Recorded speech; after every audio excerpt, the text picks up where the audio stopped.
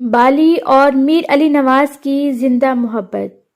فیض محل کے برآمدوں نے ایک ایسی لو سٹوری بھی جنم دی جس سے پاکیزہ جیسی درجنوں فلمیں بنی، ناولز بھی لکھے گئے اور افسانے بھی تراشے گئے۔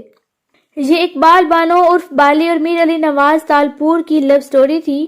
آپ کو اس لو سٹوری کا رنگ بے جو باورا میں بھی ملے گا، دیوداس میں بھی اور پاکیزہ جیسی ماسٹر پیس فلموں میں بھی ملے گا۔ بالی اور علی نواز کی کہانی صرف کہانی نہیں، یہ دل کو چھو جانے، روح کو تڑپا جانے اور احساس کو گرما جانے والی حقیقت بھی تھی۔ 20ویں صدی کی ابتدا تھی۔ اقبال بانو عرف بالی ہیرا منڈی لاہور کی ناچنے والی تھی۔ اللہ تعالیٰ نے اس کے گلے اور جسم دونوں کو دل فریبی کی نعمت سے نواز رکھا تھا۔ وہ دیکھتی تھی تو دل کی دھڑکن رک جاتی تھی، وہ گاتی تھی تو ہر رگے جہاں مہک جاتی تھی، اور وہ ناچتی تھی تو پورا جہاں تھرک اٹھتا تھا۔ بالی کے دور میں لاہور صرف لاہور نہیں تھا، یہ بالی کا لاہور تھا، ہر طرف اس کے چرچے تھے۔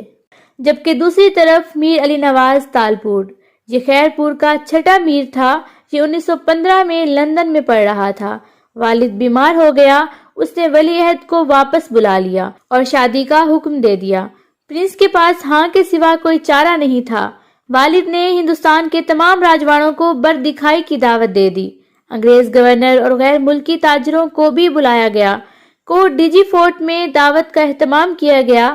میر علی نواز تالپور کے دادا میر فیض محمد آرکیٹیکچر میں خصوصی دلچسپی رکھتے تھے۔ میر صاحب نے خیرپور میں فیض محل کے ساتھ ساتھ کوٹ ڈیجی میں شیش محل اور وائٹ پیلس بھی بنوائے تھے۔ مہمانوں کو ان محلوں میں ٹھہرا دیا گیا۔ میر نے مہمانوں کی تفریح کے لیے حیدرآباد، لکھنؤ اور لاہور سے گانے اور ناچنے والیاں بلوا رکھی تھیں۔ بالی بھی ان میں شامل تھی۔ بالی نے گانا اور ناچنا شروع کیا۔ میر علی نواز نے اسے دیکھا اور وہ اپنا دل ہار بیٹھا۔ والد نے مہمانوں کے جانے کے بعد میر علی نواز سے چوائس پوچھی تو ولی عہد نے بالی کا نام لے لیا۔ محل میں کوہرام برپا ہو گیا۔ تالپوروں کے لہو میں آج تک کوئی طوائف شامل نہیں ہوئی تھی، چنانچہ میر نے انکار کر دیا۔ بیٹے نے شادی نہ کرنے کا اعلان کر دیا۔ باپ اور بیٹے کے درمیان کشمکش شروع ہو گئی۔ لاہور میں میروں کا محل تھا، یہ محل آج تک موجود ہے۔ میر علی نواز لاہور شفٹ ہو گیا اور اس کا زیادہ تر وقت بالی کے کوٹھے پر گزرنے لگا۔ والد اس صورتحال سے بہت پریشان ہو گئے۔ وہ بیٹے کو ہاتھ سے نہیں نکلنے دینا چاہتے تھے، چنانچہ وہ مان گئے۔ میر علی نواز رشتہ لے کر کوٹھے پر پہنچا۔ بالی کی والدہ نے اپنے خدشات کا اظہار کیا۔ اس کا کہنا تھا، یہ ہماری کمائی کا واحد ذریعہ ہے، یہ نہ رہی تو ہم سب بھوکے مر جائیں گے۔ میر علی نواز نے بالی کے سارے خاندان کو خیرپور آنے اور وہاں مستقل قیام کی دعوت دے دی۔ خاندان کو جاگیر اور ماہانہ وظائف دینے کا وعدہ بھی کر لیا گیا۔ بالی کا خاندان مان گیا، لیکن یہ شرط رکھ دی کہ ہم لوگ پہلے خیرپور آئیں گے، میر اپنے وعدے پورے کرے گا اور پھر شادی ہوگی۔ میر مان گیا۔ بالی کا خاندان خیرپور شفٹ ہو گیا۔ میر علی نواز نے انہیں کوٹ ڈیجی کے شیش محل میں ٹھہرا دیا۔ بڑے میر صاحب شادی کے لیے راضی ہو گئے تھے، لیکن خاندان اور عمائدین رشتے سے خوش نہیں تھے۔ وہ ہر صورت یہ تعلق توڑنا چاہتے تھے۔ میر علی نواز اکثر رقص اور سرور کی محفلیں سجاتے رہتے تھے۔ ہندوستان کے دور دراز علاقوں سے گانے والے اور والیاں بلوائی جاتی تھیں۔ کوٹ ڈیجی میں ایک رات محفل سجی۔ میر علی نواز گانا سنتے اور شراب پیتے رہے۔ یہ جب نشے میں دھت ہو گئے اور سونے کے لیے شیش محل گئے تو عمائدین نے ایک گانے والی ان کے کمرے میں گھسا دی۔ یہ خبر اس کے بعد بالی تک پہنچا دی گئی۔ میر صبح اٹھے، اجنبی عورت کو کمرے میں دیکھا اور پریشان ہو گئے۔ بالی کے لیے یہ واقعہ ناقابل برداشت تھا۔ وہ خاندان کو ساتھ لے کر لاہور واپس چلی گئی۔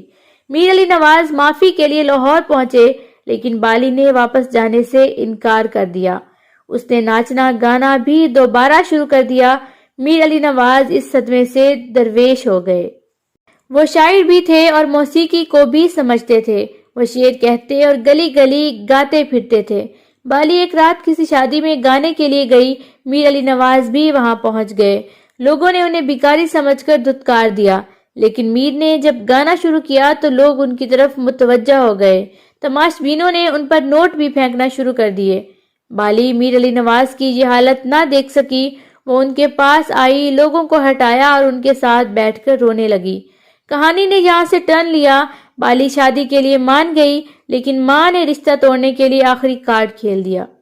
اس نے شرط رکھ دی میر علی نواز بارات لے کر ہیرا منڈی لاہور آئیں گے۔ میر فوراً مان گئے اور اس کے بعد دنیا نے ایک عجیب منظر دیکھا۔ میر علی نواز نے پوری ٹرین بک کی۔ ٹرین میں تمام شاہی زیورات، گھوڑے، ہاتھی، بندوقیں اور توپیں بھری اور ریاست کے سارے معززین کے ساتھ بارات لے کر ہیرا منڈی لاہور پہنچ گئے۔ یوں بالی کا نکاح ہوا اور وہ شاہی بارات کے ساتھ خیرپور روانہ ہو گئیں۔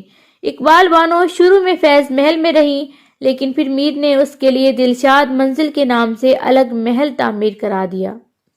یہ محل آج بھی خیرپور ریلوے اسٹیشن کے قریب موجود ہے۔ یہ 4 بیڈ رومز کا بڑا محل تھا۔ محل کے اندر مجسمے اور اس وقت کی نادر پینٹنگز تھیں۔ لان بھی لاجواب تھا۔ میر علی نواز کا زیادہ تر وقت اس محل میں گزرتا تھا۔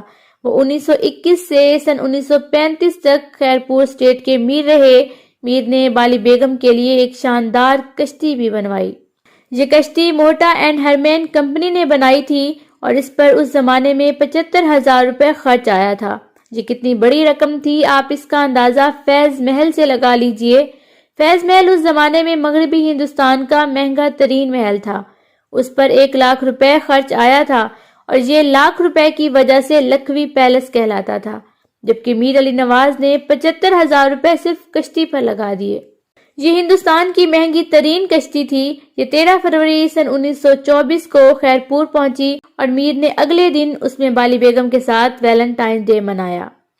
برطانوی حکومت نے دوسری جنگ عظیم کے دوران سندھ میں مارشل لا لگایا تو یہ کشتی انگریز گورنر کے قبضے میں چلی گئی۔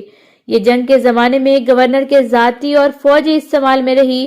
یہ سن 1947 میں قیام پاکستان کے بعد ایگریگیشن ڈپارٹمنٹ کے حصے میں آ گئی۔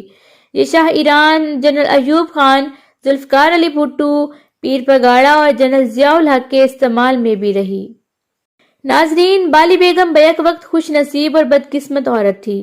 آپ اس کی خوش نصیبی دیکھیے۔ میر علی نواز نے اس کے ساتھ اتنی محبت کی کہ وہ عام طوائف سے محبت کی لازوال داستان بن گئی، اور آپ اس کی بدقسمتی بھی ملاحظہ کیجئے۔ وہ زندگی میں عزت پا سکی اور نہ ہی موت کے بعد۔ وہ زندگی میں بھی بالی تھی اور وہ آج بھی بالی ہے۔ وہ کبھی اقبال بیگم نہ بن سکی۔ وہ میر علی نواز کی حیات میں انتقال کر گئی تھی۔ اسے ابتدا میں امانتاً دلشاد منزل کے پیچھے دفن کیا گیا اور پھر وصیت کے مطابق اس کی میت کو عراق شفٹ کر دیا گیا۔ وہ اس وقت کربلائے معلیٰ میں دفن ہے۔